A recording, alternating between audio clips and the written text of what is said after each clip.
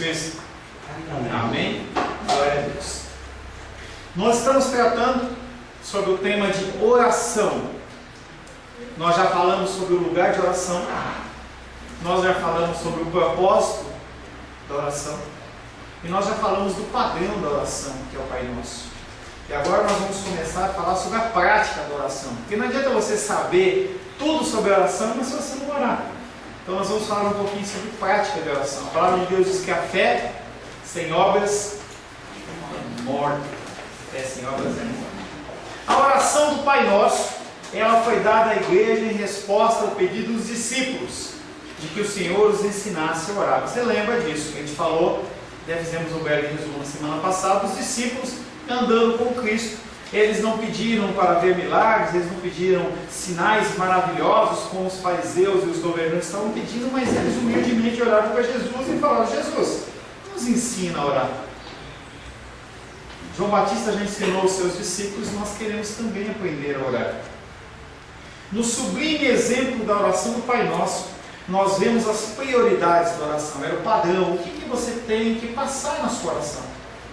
As pessoas, elas têm nesse afã de que Deus, Ele é Pai e Ele realmente é Pai, eles têm como que tratar o Deus como um cara, como humano, como chegado, como aquele cara que anda com você, que corre com você na rua, que trabalha com você. Apesar de Deus, Ele ter aberto a porta através de Jesus Cristo para nós termos acesso a Ele, nós não podemos falar com Deus como se estivesse falando com qualquer um. Podemos também, neste padrão de oração, que é a oração do Pai Nosso, identificar um movimento que começa com a adoração até o momento em que chega-se a petição, as nossas necessidades e a súplica do Senhor. Quando nós olhamos o acróstico, ação, o que é um acróstico? É você colocar uma palavra na vertical e aí daquelas letras você vai puxando uma série de informações. Dentro do acróstico, ação, a gente pode montar uma série de frases que são padrões ou caminhos a serem seguidos, para que você possa sim chegar à presença do Senhor como devido. Primeiro, a adoração. O C, sem cedilha, confissão. O A, novamente, a ação de graças. E o último, o O, a oração de fato. O acróstico completo sugere a dinâmica da oração. A oração não é algo parado. As pessoas acham que apesar de ela estar tendo um tempo com Deus, um tempo tranquilo, um tempo sossegado, a oração ela é parada, mas na verdade ela não é parada. A oração ela nos movimenta, nos alimenta, gera em nós aquele fervor, porque a gente sabe que a gente está na presença do próprio Deus. Embora seja expressa num espírito de quietude, a oração é sempre ação. Quando oramos, nós não somos observadores. Mas pastor, quando você pede para o irmão Sebastião orar, eu não estou orando. Sim, você está orando em concordância com ele em espírito. Nós somos um só corpo.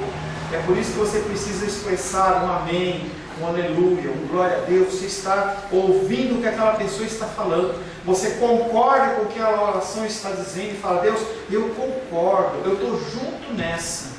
Por isso que a palavra de Deus diz que quando a pessoa na igreja ora em línguas, ela tem que ter alguém que interprete. Porque se eu começar a falar em línguas aqui, você não vai entender nada. Como é que você vai concordar com aquilo que eu estou orando? Então a oração ela tem que ser feita em alto e bom tom. A gente tem que fazer uma oração em que as pessoas ouçam. É um momento em que você tem que dar uma forçadinha na voz e levantar realmente a voz, não porque a oração não vai passar do teto, porque isso é simplesmente uma simbologia. Uma oração, o teto não pode deter a nossa oração, porque o nosso Deus é Espírito. Fale, querida. Para mim é aí. Dá licença. Fale, querida. Senhor, em nome de Jesus, quero colocar na tua presença, Pai querido, a vida da tua filha.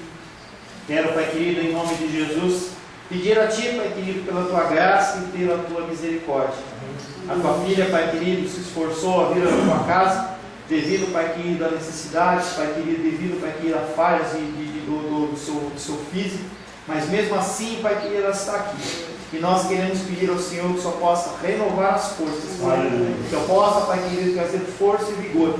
E nós queremos, Pai, em nome de Jesus, repreender, Pai, toda a enfermidade, no nome de Jesus. Amém. Amém. Toma aqui. Posso ir, por favor? Não foi algo programado, mas entenda que a oração é algo ativo. E nós, muitas vezes, temos deixado de orar pelas pessoas. Nós temos que orar pelas pessoas. Por que as pessoas não são curadas com tanta frequência? Porque nós não oramos. Deus, ele é vinculado com a minha oração. Lourdinha, encosta a sua cadeira do lado da cadeira dela, por gentileza. Deus, ele não é vinculado com a minha oração para que ele possa agir. Mas o Senhor assim o decidiu, que nós pudéssemos ser instrumentos do Senhor. Será que é só o pastor que pode orar? Será que é só o presbítero que pode orar? Não, todos nós podemos e devemos orar. E a oração tem força. A palavra de Deus diz que muito pode a oração de um justo. Mas eu nem sou justo, pastor, mas nós somos justos em Cristo. Quero convidar você a abrir a palavra de Deus em Tiago, capítulo 5, verso 16, que é exatamente esse versículo que eu falei agora. Quando oramos, não somos observadores, passivos ou neutros. Nós não somos espectadores distantes. Quando nós oramos, nós gastamos energia. Tiago, capítulo 5, verso 16. O livro que a Edilene não consegue encontrar. Pode rir. Tiago 5,16. Confessai, pois, os vossos pecados uns aos outros e orai uns pelos outros para seres curados. Muito pode, por sua eficácia, a súplica do justo. E aí nesse versículo ele fala primeiramente sobre confessar os nossos pecados. Você confessar os seus pecados a alguém é um tipo de oração, em que você tem a pessoa como intermediário, em que você confessa os seus pecados a ele, e aquela oração ela chega ao Pai. É uma maneira de você demonstrar que você está arrependido. Pastor, Oi. mas isso seria nesse sentido em termos de evangélico, porque tem no caso católico, tem um confessionário. Ele confessa o pecado dele, seria mesmo. Por que nós não temos um confessionário? Porque a gente pode ir direto ao Pai. Mas a palavra de Deus diz que nós temos que confessar o pecado uns aos outros. Então, o confessionário católico, ele é bíblico. O que acontece é que nós, Glenda, quando nós entramos ou nós começamos a nossa vida cristã evangélica, a gente acha que tudo que vem do católico a gente tem que abandonar. Isso é um tremendo engano, um tremendo erro. Claro que você e eu temos acesso direto ao Pai. Claro, Jesus Cristo estabeleceu isso. Mas nós temos irmãos que convivem conosco e essa convivência, ela sim funciona através de confessar. Pode ajudar? Pode ficar aí. Tá? Então, o confessar entre irmãos é algo bíblico, porque nós estamos mostrando não apenas para um Deus que está distante, digamos assim, visualmente, mas também nós confessamos entre nós, como irmãos. Quando eu faço isso, como pastor, que eu aconselho a pessoa ela está confessando o seu pecado, ela está falando das suas dificuldades, das suas divergências, dos seus problemas. E isso é confessar uns aos outros. Pastor, Fale. é só entre os irmãos, porque se a gente confessar para alguém não consegue com a gente, essa pessoa não vai entender. Sim e não. Tá? Sim e não. O que acontece é que quando você confessa para alguém que não é cristão e não tem conhecimento cristão, a pessoa simplesmente ela não tem como talvez entender aquilo que você está falando.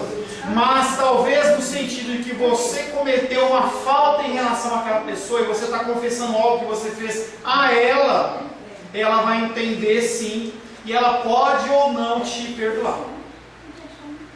Sim? Tá? Pastor, no caso, quando se ora o credo, também se está confessando que Deus é o único verdadeiro, que veio à terra, foi morto, crucificado, ressuscitou ao terceiro dia. É uma confissão de fé perante Deus. Tá, isso é mais uma coisa que acabou ficando para trás, que foi o credo apostólico. E aí a gente também acha que o credo apostólico ele nasceu na igreja católica, mas na verdade ele nasceu dentro de uma série de seleções de textos em que os apóstolos eles tinham que ensinar a igreja primitiva no que acreditar e no que crer. Então quando você confessa, e esse confessar é um confessar diferente do que eu estou falando, você está declarando no que você crê. A confissão do credo apostólico é uma declaração naquilo que você crê. Tá? Fervor caracterizou a agonia de Jesus no Getsemane. Quando Jesus Cristo ele elevou as suas orações aos céus no monte do Getsemane antes de ele ser crucificado, a oração dele não foi uma oraçãozinha calminha não, foi uma oração com muito fervor. Abra Lucas capítulo 22. Não leu? Já leu, Tiago? Não. O que, querido? Tiago? Não leu, não. Você leu a roleu?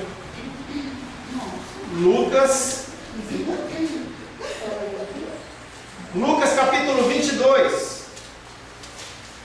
Lucas 22, verso 43 e verso 44. Aguarde um momentinho, até as paginhas pararem de virar. Pode? Pode. Então lhe apareceu um anjo do céu que o confortava. E estando em agonia, orava mais intensamente. E aconteceu que o seu suor se tornou como gotas de sangue caindo sobre a terra. Então entenda que você está vendo que esse texto está entre parênteses. É um texto que ele não aparece em todos os escritos originais, por isso que ele está em parênteses, que pode ter sido uma adição posterior ou não, mas reflete um pouco do que o Senhor Jesus Cristo estava passando naquele monte, enquanto ele estava orando. Ele sabia o que ele ia passar, e ele não estava fazendo uma oraçãozinha de obrigado por tudo e amém. Quando nós oramos com fervor, coisas como essa, de o sangue poder até pingar do nosso corpo, isso biologicamente é possível. A ciência explica que quando você entra numa pressão, numa angústia tal de corpo, de alma, você sim pode até sugar suar sangue, porque os seus poros eles abrem. Jesus Cristo está mostrando como ele orava. As orações dele não eram oraçõezinhas, tranquilinhas. Eu chego para você e falo assim, ora por tal coisa. Ele fala, Senhor, abençoa, tal, e você não tem nada, não está sentindo nada. Muitas vezes a gente olha para as pessoas em que elas fazem orações que são orações tão mecânicas que elas acabam sendo por ser repetitivas. A pessoa sempre faz a mesma oração. Fervor caracterizou a agonia de Jesus no Getsemane, onde seu suor caiu no chão como gotas de sangue.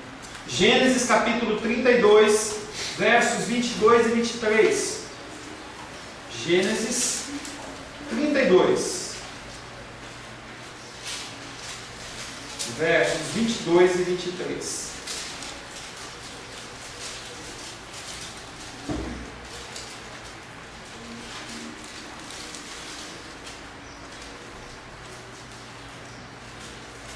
Alguém leia, por gentileza? Alguém que esteja tomando nota? 22, 23. Por favor. Gênesis 32, versos 22 e 23. Naquela noite, Jacó levantou-se e tomou suas 2 mulheres, suas 2 servas e seus 11 filhos, para atravessar o lugar de passagem de Jaboque. Depois de havê-los feito atravessar o ribeiro, fez passar também tudo o que possuía. Mais uma, por favor. Jacó ficou sozinho, então veio um homem que se pôs a lutar com ele até amanhecer. Amém. E aí, algumas versões diz que esse homem é um anjo. Pergunto para você, essa passagem de luta de Jacó com um anjo, ela é literal ou é simbólica? Literal. Essa luta. O anjo, ele é espírito ou é carne? Como é que você luta com o espírito? Esse se manifestou. E eu entendo que essa luta aqui foi uma luta de oração. Quando eu leio esse texto, eu vejo que ele está lutando espiritualmente em oração, e não uma luta física. Tá? Eu entendo dessa maneira. Mas tem uma manifestação na Bíblia de outros anjos que até comentam. Sim, mas daí para você lutar com um anjo que pode dizimar nações, um anjo que destrói coisas.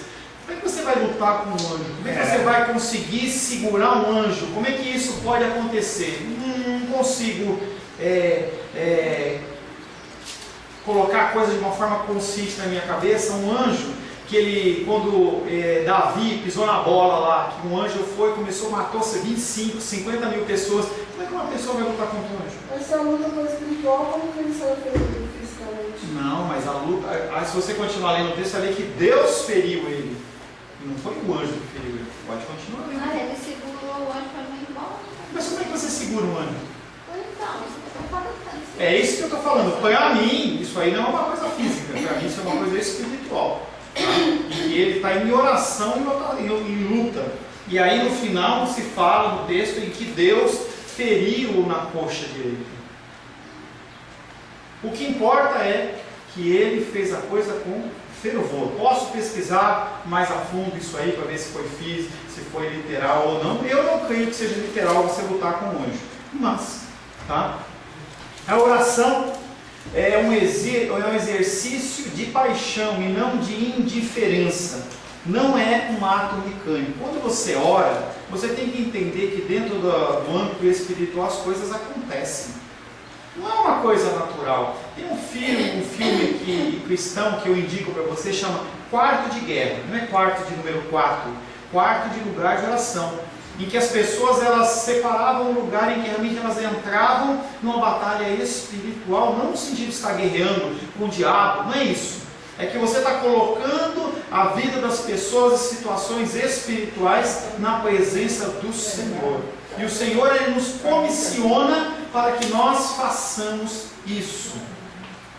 Jesus contou também a parábola da viúva persistente que apresentou o seu caso ao juiz.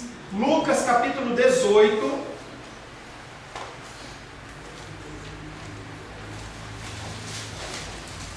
Lucas capítulo 18,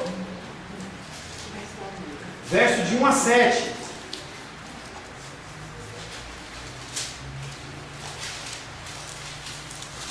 Pode?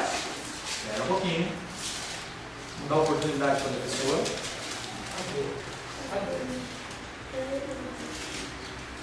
Pode ler, Rô? 18 de 1 a 7. 18 de 1 a 7. Disse-lhe Jesus uma parábola sobre o dever de orar sempre e nunca esmorecer. Havia em certa cidade um juiz que não temia a Deus, nem respeitava homem algum. Havia também naquela mesma cidade uma viúva que vinha ter com ele, dizendo: julga a minha causa contra o meu adversário. Ele, por algum tempo, não a quis atender, mas depois disse consigo: bem que eu não temo a Deus, nem respeito a homem algum. Todavia, como esta viúva me importuna, julgarei a sua causa, para não suceder que por fim venha a molestar-me. Essa mulher ela vai com uma causa para esse juiz. Esse juiz não era crente. Até 7, né? Hã? É até 7. Você leu até 7? Não. Então disse o Senhor: considerai no que diz este juiz iníquo. Não fará Deus justiça aos seus escolhidos, que a ele chamam dia e noite, embora pareça demorado em defendê-los?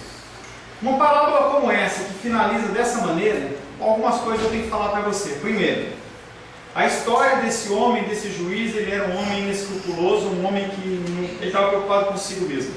A viúva apresenta um caso a ele, e ele, de todas as maneiras, ele quer evitar esse julgamento, porque vai dar trabalho para ele. Só que aquela mulher insiste, até que aquele homem fala assim: deixa eu julgar logo essa causa, para que ela pare de me incomodar. A mulher, ela virou uma peste perto dele, porque ela queria. O importante é que essa parábola, ela não está falando para você que esse juiz inescrupuloso, você pode comparar ele a Deus.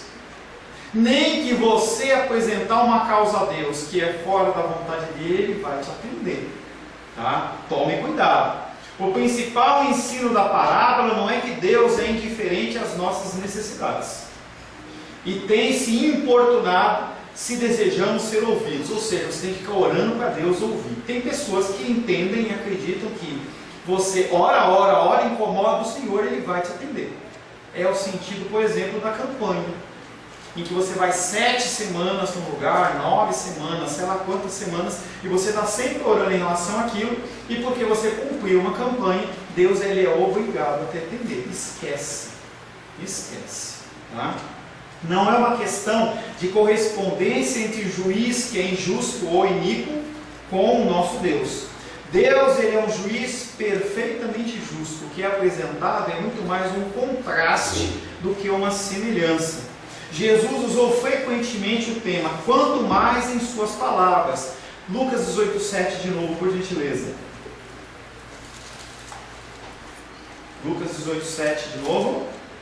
Não farás Deus justiça aos seus escolhidos, que a ele clamam dia e noite, embora pareça demorado em defendê-los? O ponto de comparação e contraste é esse. Se o juiz humano injusto ouve a petição de uma mulher insistente, quanto mais o nosso reto juiz celestial ouvirá as nossas petições. Não é semelhança, é contraste. Então, assim, se esse homem, sendo ser humano, sendo iníquo, sendo injusto, ele ouve as orações, você acha que Deus ele não vai ouvir?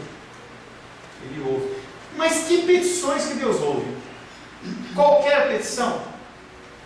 Você tem vários exemplos na sua vida, talvez centenas de exemplos de coisas que você pediu a Deus e Deus não te concedeu. Nós oramos pela cura da Ivete. O Senhor assim não decidiu. Nós oramos pela cura da mamãe da Fabiola. O Senhor também assim não decidiu. Entenda que as coisas que o Senhor nos concede são aquelas que Ele entende como melhor e que cumprem a sua vontade, e não aquilo que eu quero, não aquilo que eu desejo. Nós, como pais, mães, nós como tios e tias, nós sabemos que muitas vezes aqueles que são abaixo de nós, nossos filhos, nossos sobrinhos, eles desejam coisas que a gente olha e fala assim, não. A pessoa não entende. Eu lembro que quando eu estava fazendo 18 anos, eu queria muito uma moto. E meu pai falou que não ia dar uma moto. E aí eu falei para ele assim, então eu não quero nada. Ele falou, então não vai ganhar nada. Porque ele sabia que naquele momento, para ele, dentro do entendimento dele, não seria uma coisa abençoada. E ele não concedeu. Como saber o que Deus ele vai nos conceder? Quanto mais você se enche da palavra de Deus, quanto mais você lê a palavra de Deus, o que acontece é que você começa a pedir cada vez mais as coisas conforme a vontade dele e não conforme o seu coração. Não quer dizer que você não pode pedir as coisas que você deseja, mas não quer dizer que ele vá conceder. A oração de Jesus Cristo no Getsemane: Senhor, se possível, passa de mim esse cálice, mas que não seja feita a minha vontade, e sim a tua vontade. É diferente. Eu tenho um salmo, acho que é o 33, 8, fala assim, deleita-te no Senhor e Ele atenderá os desejos do teu coração. O que acontece é que quando você se deleita no Senhor, você não vai pedir para a satisfação da tua carne pecaminosa, sim, você vai pedir em relação ao que Deus está querendo. Há como se fosse um entendimento, há como se fosse uma sinergia. Isso acontece muito com casais. O casal, passado algum tempo, Ele sabe o que a esposa gosta e ela sabe o que ele gosta. E aí você começa a, dentro da possibilidade, sem escravidão, não é isso? Mas no sentido de agradar o outro, você acaba fazendo coisas, comidas, passeios, coisas que o outro gosta, simplesmente porque você já convive com ele. E acontece naturalmente em relação a mim e a você, quando nós estabelecemos um relacionamento com o Senhor. Você começa a saber que quando você é satisfeito em Deus, você também é satisfeito. Você cumpre o propósito do Senhor na sua vida. E aí você começa assim a pedir as coisas que agradam ao Senhor, não as coisas que te agradam. A mulher persistente é comparada com os santos que clamam de dia e de noite. A palavra de Deus ela nos exorta que nós oremos de dia e de noite. Nós não oramos nem de dia nem de noite. Talvez 5 minutinhos, aí é quase que suficiente.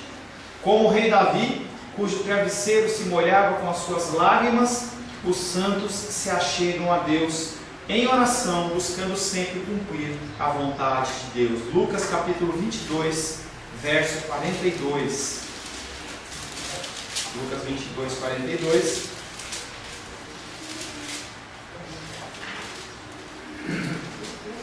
Brutinho, você já leu? Então é agora.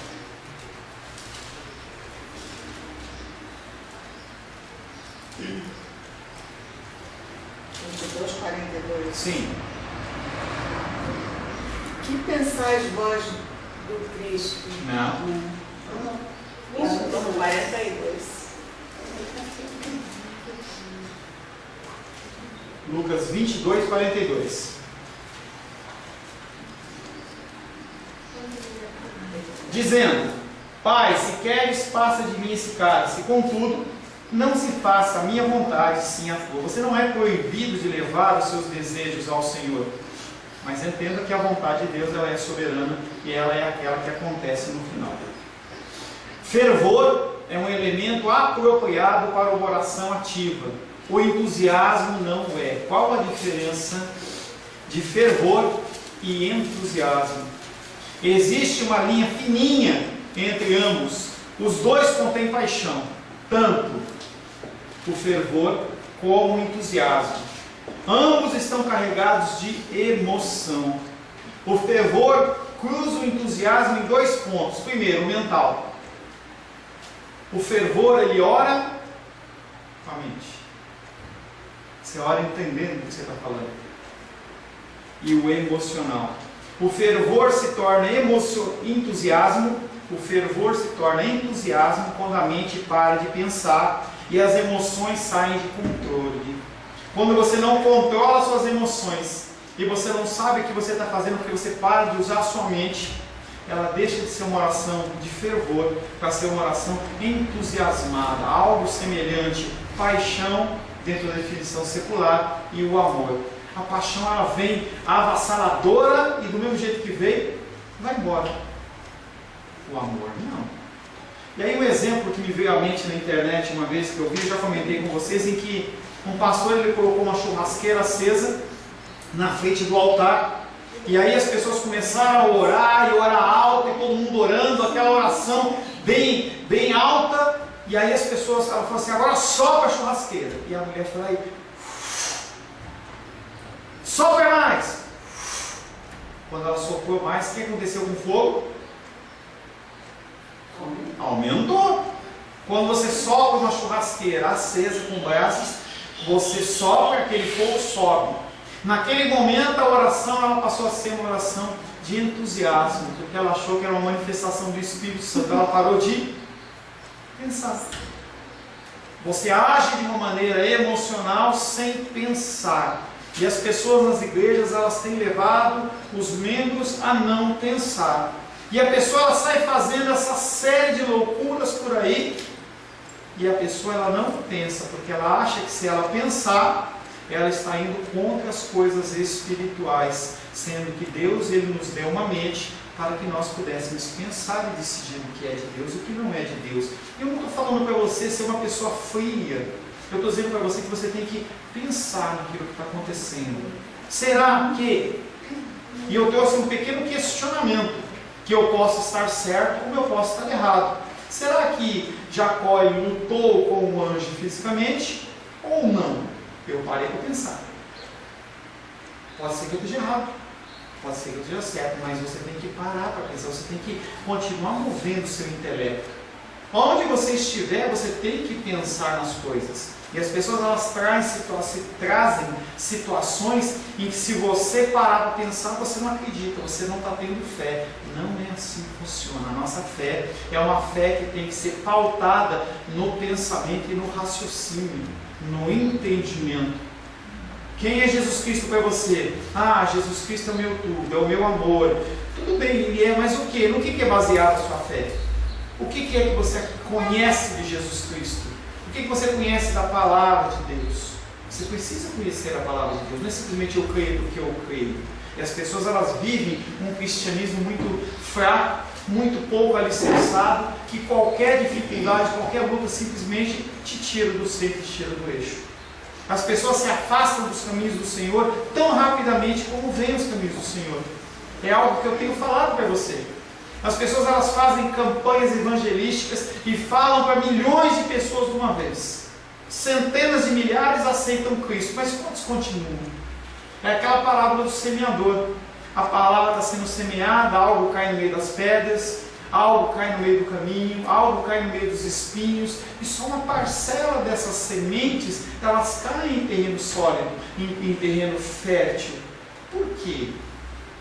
Porque muitas vezes falta um acompanhamento, falta um discipulado. As pessoas passam anos na igreja, não conhecem Deus, não conhecem Jesus, não conseguem testemunhar de Jesus, não conseguem orar, não conseguem louvar, não conseguem fazer absolutamente nada, simplesmente porque o cristianismo foi um cristianismo quase que empacotado, em que você preenche alguns requisitos e as pessoas naturalmente acham que você é um cristão e você se engana achando que é. E as pessoas ficam todas vivendo numa condição de que todos não conhecem Cristo e está tudo certo, porque ninguém pode contestar, ninguém pode falar, ninguém pode levantar a mão numa escola dominical e falar assim: olha, eu acho que não, como a Rosângela falou, é a opinião dela, eu tenho que pesquisar. Entendeu? Não, você tem direito a expor sua posição. O seu cristianismo ele vai sendo moldado por Deus através da palavra. E você não tem que ter medo de cometer erros. A pessoa que tem medo de cometer erros, ela não fala. Ela acha que tem que ter tudo feito de maneira perfeita. Mas nós temos que buscar a excelência cometendo erros. É uma coisa que eu estava conversando com a Rosângela esses dias. Aí a Rosângela falou assim: Paulo, há 3 anos atrás você não sabia pregar. Eu sei disso, gente. Entendeu? Hoje ainda estou engatinhando, mas a gente consegue falar mais pautado na segunda palavra e não segundo emoções, em que eu vejo que as pessoas pararam de dispersar e olha e fala assim: ó, eu estou vendo um anjo aqui, e começa a falar alguma coisa que vai te chamar a atenção. Não é esse o objetivo. O objetivo é gerar mudança e transformação no seu coração. É fácil confundirmos fervor com entusiasmo, mas a confusão ela é mortal. Quando você envereda por esse caminho do entusiasmo, você começa a querer fazer coisas cada vez mais malucas e enormes, porque senão aquilo não te satisfaz. As pessoas elas têm que ver uma cura, as pessoas têm que ver uma manifestação, têm que ver um negócio, porque se não verem, o culto não foi um culto espiritual. Nós temos que tomar muito cuidado em relação a isso. Primeira letra do acróstico: ação, adoração. Nós vamos apenas iniciá-la. A primeira letra, A, ela nos remete à adoração. Como no modelo da oração do Pai Nosso, a maneira mais apropriada de começarmos a orar é com adoração. Você tem que reconhecer com quem que você está falando. Se você vai conversar com um deputado, com um senador, você tem que tratar ele com excelentíssimo. Ah, mas não está igual. Você tem que saber como falar e do jeito que você vai falar. Você não pode falar de qualquer maneira. Amém. Uma pausa, por gentileza. Amém, querida. Amém. Depois eu venho pegar o café. Amém. Deixa a chave, Marizão, que eu levo.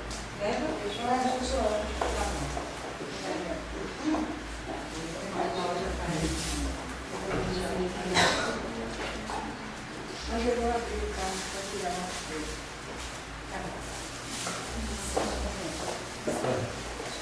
Desculpa aí. Deus abençoe, querida.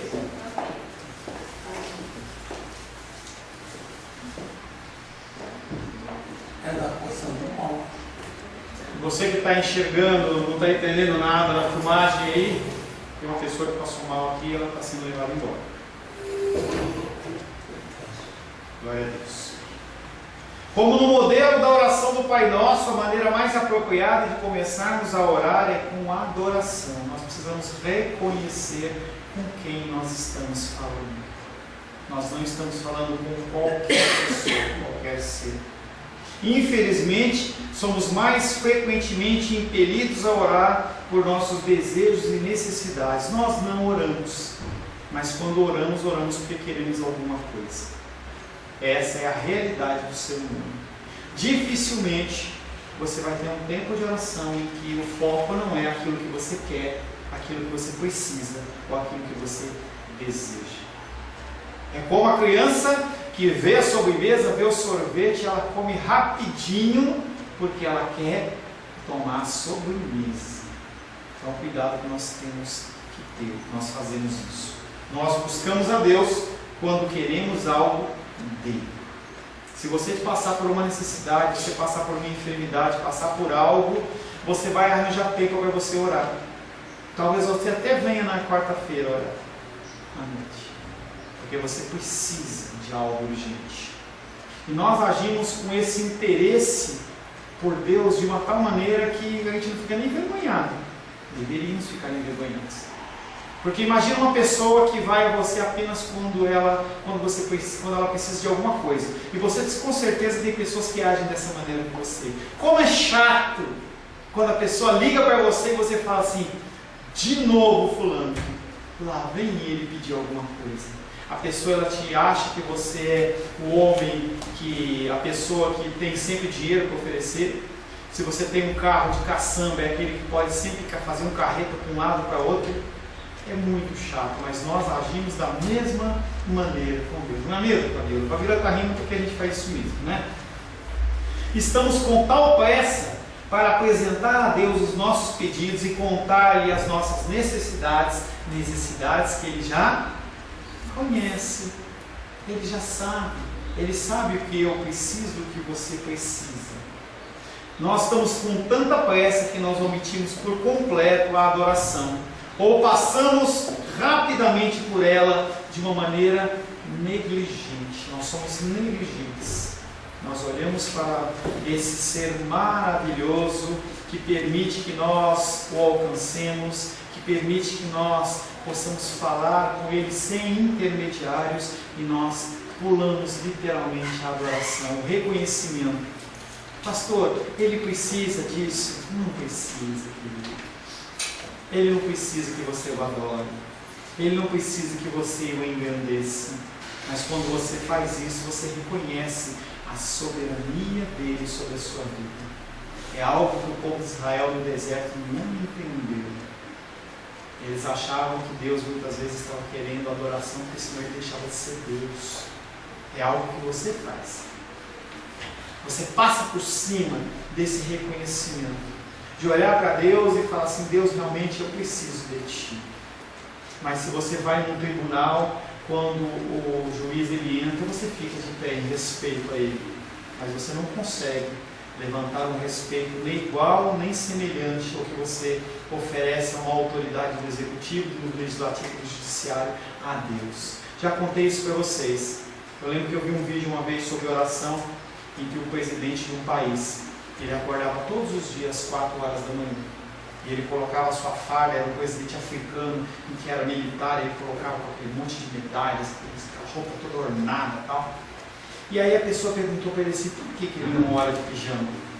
E ele fala assim: eu estou acostumado a receber autoridades de todo mundo para falar comigo, e eu vou falar com essas pessoas, e eu me visto nesse traje para falar com meros seres humanos que têm uma autoridade terrena, por que eu vou agir de uma maneira diferente com o Rei dos Reis, Senhor dos Senhores? Nós fazemos isso. Não estou dizendo para você que você não pode orar de pijama, não é isso. É motivação, o que passa no seu coração? Como que você lida com a presença de Deus? Como é que você lida com a situação do soberano na sua vida? Será que ele é só um menino de recados, um menino que atende às suas necessidades? Será?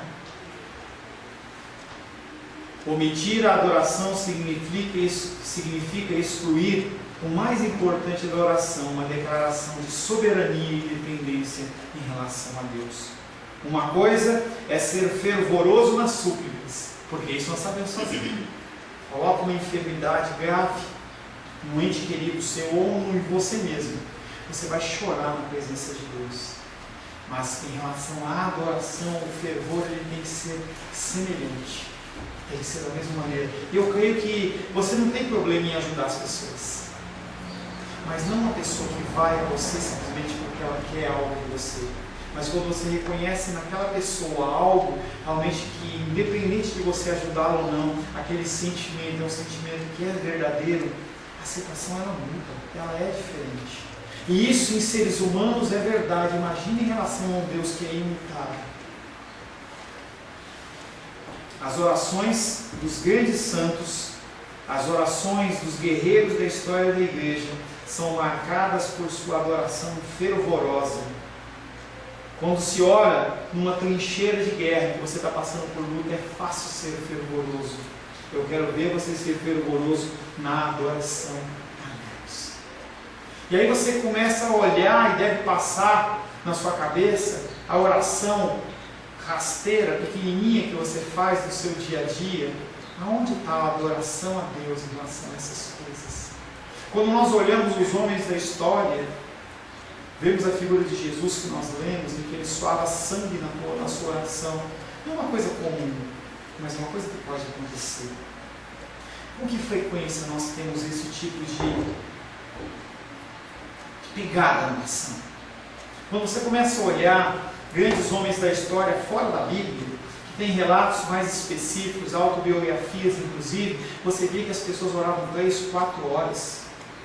Tem uma declaração de fé que chama Catecismo de Westminster, que era um lugar em que as pessoas elas se reuniram para definir pontos de fé. O que é, qual a finalidade do homem, qual a finalidade da adoração. A Bíblia ela é a palavra de Deus e as pessoas elas tinham tempo. E aquele documento, me foge quanto tempo, mas se não me engano por 20 anos aqueles homens eles se encontraram para preparar esse documento que nós temos nas mãos hoje. E aí, nos dias que eles estavam discutindo, eles tinham 2 horas de oração antes, o cântico, mais 1 hora de oração, e aí eles passavam mais 2 horas discutindo a respeito da palavra de Deus, segunda, quarta e sexta. 20 anos fazendo isso. E de terça e quinta? Eles iam dormir, eles iam pedir para o Senhor orientá-los. 2 horas de oração, e mais 3 horas de oração, intermediado por um cântico. Tudo isso em jejum. 20 anos. Você vê que as orações dessas pessoas acabam por ser respondidas, porque eles conseguem entrar na presença de Deus. Eles conseguem entender o que Deus está falando. Você com 1 hora, 2 horas de oração, você consegue esquecer a sua dorzinha, a sua falta de ar, o seu problema, a sua falta de dinheiro, porque você entra numa sintonia tal com o Senhor. Ah, pastor, esses caras não eram nem casados. Muitos deles tinham 4, 5, 6 filhos. Nenhum fora da presença do Senhor trabalhava. Como é que ele consegue? Simplesmente priorizando coisas. Ontem estava com a Rosângela ouvindo no rádio lá. Tem uma febre de um vídeo de um jogo novo chegando aí, chama-se Pokémon GO. Está chegando no Brasil. O que você vê as pessoas com WhatsApp andando na rua, tropeçando, caindo, você vai ver em uma medida multiplicada. Porque as pessoas, elas piram. Pegam um avião, pegam um carro, pegam um ônibus, é um negócio do além. A pessoa vai em outra cidade. É uma coisa doida, é uma coisa que vem como uma doença como uma AIDS, como uma febre, em que ela pega na grama, aquela grama sequinha e sai pegando fogo. Em Brasília é mais fácil a gente ver. As pessoas elas vão começar cada vez mais a priorizar, é uma frase da Rosângela que eu pego, a pessoa cada vez fica mais presa à máquina, ao sinal do WhatsApp. O que será que a Glenda tem que falar com você? Será que não pode esperar? Será que é urgente? E a gente vive refém do celular. Tira o seu celular. Um dia. Você não tem mais a sua agenda. Você não consegue mais falar com as pessoas em tempo real. Como que eu vou saber que o meu e-mail chegou e não chegou? Como é que eu vou saber que a minha compra do cartão de crédito ela caiu ou não caiu? E você começa a ficar num círculo vicioso tão grande que cada vez menos você tem relacionamento com o Senhor. Eu vivo isso. Você vive isso. Nós somos reféns da tecnologia. Você fica perante a televisão 2 horas, fácil, vendo um filme que não diz nada, nem te acrescenta nada. Mas quando fala para você orar, dá sono, você boceja, você fica com dificuldades, porque a tua mente ela é condicionada a isso, prazer ou obrigação. E a palavra de Deus diz que a gente tem que olhar para a palavra de Deus, para a própria palavra, como se fosse algo realmente que te trouxesse alegria e trouxesse prazer. E aí como é que você pode começar um tempo de oração ao Senhor, em adoração, se você nem conhece Ele? Você nem conhece Ele. Você não conhece Deus. Porque você não teve um tempo de preparação. Quando você vem para a igreja à noite, quando você vem para a igreja de manhã, você tem um tempo de oração para que Deus fale com você? Ou as coisas do dia a dia, ela entra naquela... E aí você chega na igreja corrido, não deu nem para tomar café, não deu nem para tomar banho. É um vídeo que eu estou assistindo para conversar com os pais. Por que a gente pode querer que as crianças elas venham para a igreja com prazer? A gente acorda elas em cima da hora. A gente sabe que uns têm mais dificuldade com outros. Falo para mim, falo para a Glenda e o Sebastião, o João e a Luísa não estão aqui, mas aqueles que têm filhos, nós temos filhos que têm tempos, times diferentes. E aí você não dá comida para a criança tem que vir comendo no carro, e aí a criança chega na igreja e fala, que saco! Eu não consigo dormir, e a gente apavora a criança, vamos, porque ela tem tempo, ela não conseguiu entender ainda. Como é que a gente vai fazer essa criança aprender a adorar a Deus? Aí a criança faz 10, 11, 12, 15, 16, 17, e você olha para a criança e fala assim, por que ela não quer ir para a casa de Deus? Porque o referencial que ela tem aqui é um saco. Como é que a gente pode adorar a Deus dessa maneira? Como é que a gente pode entrar na igreja fora do horário em que você não adora a Deus? É o tempo do louvor. A única coisa que se oferece a Deus é o louvor. E mesmo assim você chega atrasado. Não dá tempo. Agora marca uma consulta no médico para você. Marca uma audiência no juiz. Chega 10 minutos atrasado, vê o que acontece. Chega 10 minutos atrasado numa audiência judicial e vê o que acontece. Você nem vai ousar fazer isso. Mas na presença do Deus Todo-Poderoso, como Ele é o cara, como Ele é humano, como Ele é o chegado, Ele entende. Feche seus olhos. Senhor, em nome de Jesus, queremos louvar, adorar e bendizer o Teu nome. Nós estamos muito longe, Pai querido, de uma verdadeira adoração. Nós precisamos que o Senhor nos instrua, que o Senhor possa nos corrigir os nossos erros e as nossas falhas, Pai. Que nós possamos entender com quem nós estamos lidando. Não um qualquer, mas o Rei dos Reis e Senhor dos Senhores. Em nome de Jesus. Amém. A paz seja convosco. Meu nome é Paulo César. Eu sou pastor da Igreja Cristã Semente de Vida, aqui em Brasília, Distrito Federal. Me alegro que a palavra tenha te alcançado. A palavra faz isso. Ela alcança as pessoas aonde quer que elas estejam. E você foi agraciado com esta palavra. Não que eu tenha nada especial a te dizer. A palavra ela é suficiente e ela usa quem ela quer. E eu me alegro por ter sido um canal para poder te abençoar. Mas eu quero te dizer que não basta você ser um ouvinte. Não basta ser uma pessoa que se alegra quando você ouve a palavra de Deus. A vida, ela é feita de decisões. Se você está ouvindo essa palavra hoje, eu creio que o Espírito Santo tem um propósito especial com você. Muito mais do que prosperidade, muito mais do que uma cura física, uma cura emocional ou espiritual, Ele quer te alcançar para a vida eterna. Nós investimos nosso tempo, nós investimos as nossas forças em coisas terrenas, mas o Senhor, Ele tem muito mais a oferecer. Ele tem sim para você a cura, Ele tem sim para você a prosperidade, mas Ele tem muito mais que isso. Submeta-se a um Deus que Ele é capaz de mudar e transformar a sua vida por completo. Creio que o Espírito Santo Ele é capaz de tocar o teu coração. Quero pedir que você curve a sua cabeça. Senhor, em nome de Jesus, coloco na tua presença essa vida que ouve esta ministração, que ouve esta palavra. Pai, eu não tenho capacitação nenhuma, mas o teu Espírito Ele é capaz sim de tocar nesta vida, gerar nela mudança, transformação, arrependimento, e que ela possa simplesmente bater no peito, convencendo-se que é pecadora e que precisa de um Deus salvador. Não há um caminho a ti, meu Deus, que não seja através de Cristo. E eu lhe peço, Pai querido, que você alcance essa vida e ele possa sim tomar uma decisão pessoal pelo Senhor, em nome de Jesus. Amém. Amém, meu querido. Amém, minha querida. Fico contente que você esteja ouvindo essa ministração até o fim. E peço que você não se limite a ouvir os cultos pela internet. Você procure perto da sua casa uma igreja, um lugar que proclame a palavra do Senhor. Eu oro para que o Espírito Santo te direcione nessa busca, porque muita coisa tem sido oferecida que não é o Evangelho. Eu abençoo a sua vida em nome de Jesus. Amém.